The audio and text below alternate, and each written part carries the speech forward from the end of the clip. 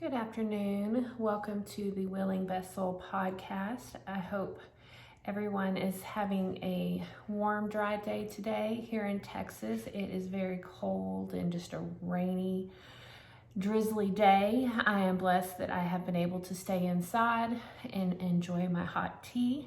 But I know a lot of you are out there, so I hope you're staying warm and dry as you possibly can. Again, my name is Crystal. This is the Willing Vessel blog and podcast. In the next few weeks, we are going to be talking about adoption. When the Lord was laying this series on my heart, I thought maybe I should push it back because it is November. I should probably be talking about thankfulness. But then I found out that November is Adoption Month. And I realized that it's God and His beautiful timing laying this message on my heart for November. And it'll go into December as well. So don't check out thinking that, well, adoption isn't for you. I think that God may have a unique perception of adoption for you over the next few weeks as we study adopted people of the Bible, and I share my own perspective. I am an adopted mother. I love the blessing that adoption brings. And for the next few weeks, I will be talking about my personal adoption experience, but also biblical stories. So if you believe in Jesus, then you are adopted, which is our greatest blessing and joy. I do not like the term giving up for adoption. I know that that is the term that we often use, but giving up is not usually the case. It is more often letting go. It is allowing your child the opportunity to have more than you can give. I know that that was our circumstances. The biological mother loved our son very much. She was just not in a place to take care of him and knew that we could give him more. She sacrificed her own desires to do what is best for our son. And that is what we do as parents. Every day we will make decisions about our child's needs over our own. Allowing someone else to raise your child is a painful decision. People tend to look at it as a selfish act, but this could not be farther from the truth. It is completely selfless to give your child to another to allow them to have more than you can give. Let's look at Moses in Exodus 2. His mom put him in a basket and placed him in a river. Did she do it because she wanted to throw him away? Because she just could not deal with being his mother? No, she did it to save his life. The Egyptians were killing the Hebrew children. She hid Moses for as long as she could. Then when he was 3 months old, she placed him in a basket in the river.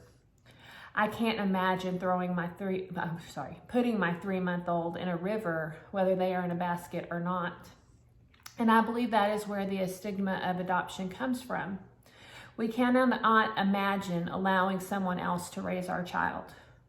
But you are so blessed to have not been so desperate. If you have ever been scared that you would not be able to provide food and shelter for your child, then you can understand why adoption is the most loving choice.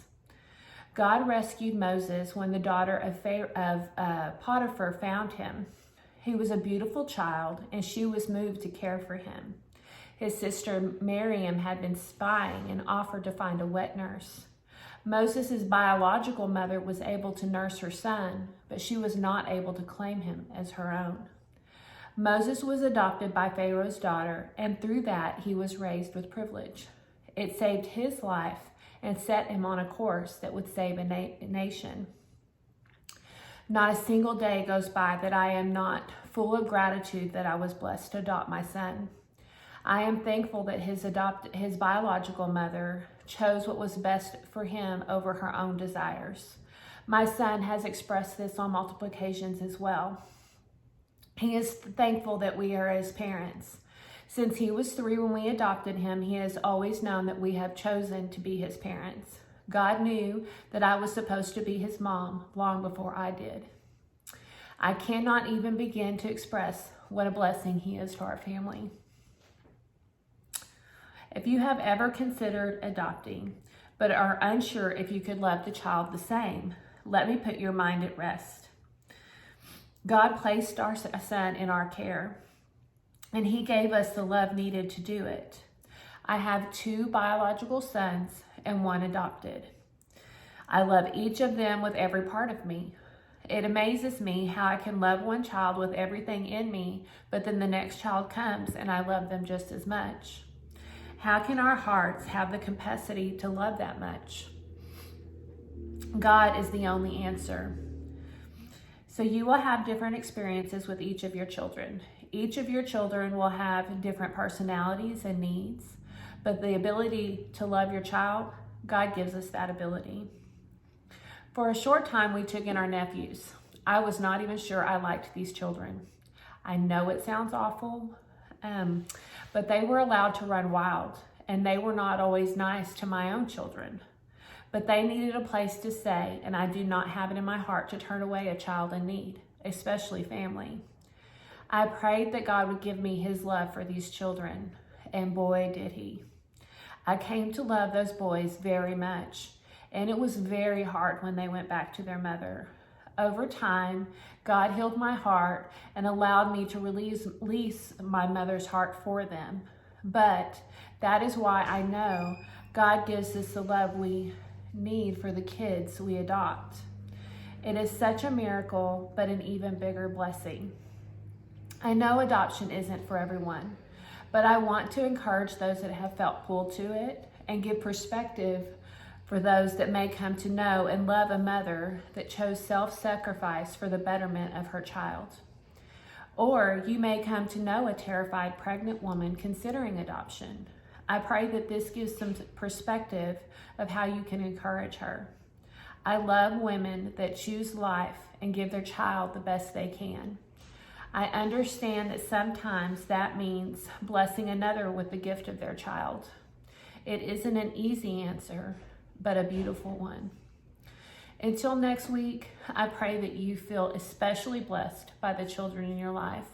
Thank you so much for listening, and I hope that this message touches your heart. And yes, if you can't tell, this was very hard for me to get through. It's an emotional topic for me, but I really hope that it makes an impact and that it blesses you in my sharing.